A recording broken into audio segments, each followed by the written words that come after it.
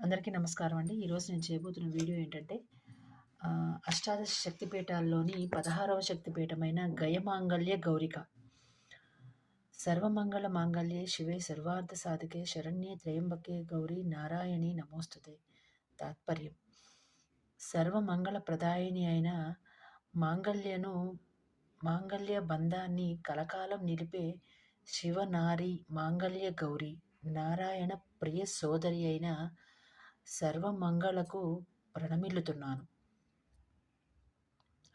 నా వీడియోలు అందరికీ నచ్చితే కనుక లైక్, షేర్ అండ్ సబ్స్క్రైబ్ చేయగలరండి. ఏదైనా తప్పులు ఉంటే కనుక కామెంట్స్లో చెప్పండి, నేను సరి చేసుకునే ప్రయత్నం చేస్తాను. బీహార్ రాష్ట్రంలో పాట్నాకు సుమారు 74 కిలోమీటర్ల దూరంలో గల గయ క్షేత్ర శక్తి స్వరూపిణి మంగళ గౌరీ దేవి. సర్వమంగళ విష్ణు సోదరి అయిన ఈ మంగళ గౌరి నిత్యానందదాయిని. అక్కడ భక్తుల చేత పూజలందుకుంటూ కొలువున్న దేవత. గయ బీహార్లో ఫల్గుని నది తీరంలో శిరోగయగా విలసిల్లుతుంది. జాజాపూర్ ఒరిస్సా రాష్ట్రంలో వైతరిణి నదీ తీరంలో ఉన్న ప్రదేశంను నాభిగయ అని అంటారు. పిఠాపురంలో ఆంధ్రప్రదేశ్లో ఉన్న గయుని పాదాలుండడం మూలాన అక్కడ పాదగయగా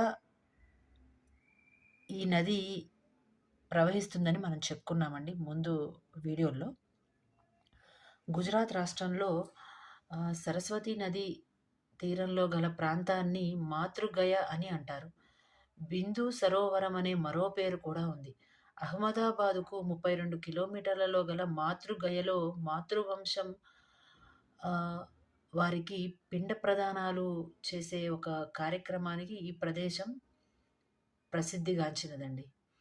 అలాగే ఒరిస్సాలోని భువనేశ్వర్కి 33 కిలోమీటర్ల దూరంలో ఉన్న బిందు సరోవరం వద్ద ఈ పిండ ప్రదానాలు చేస్తారు. బద్రీనాథ్లో ఉన్న ఉత్తరప్రదేశ్లోని అలకనంద నదీ తీరంలో గల బ్రహ్మకపాలం అనే ప్రదేశాన్ని పితృగయ అంటారు. గయ క్షేత్రంలో సతీదేవి యొక్క శరీర భాగం ఒకటి పడింది. అక్కడ శక్తి క్షేత్రంగా ఇక్కడ అమ్మవారు సర్వమంగళ దేవిగా పూజలు అందుకుంటూ ఉన్నారు. ఫల్గుని, మధుర, శ్వేత అనే ఈ 3 నదులు సంగమమైన ప్రదేశంగా ఇక్కడ చెప్పబడిందండి.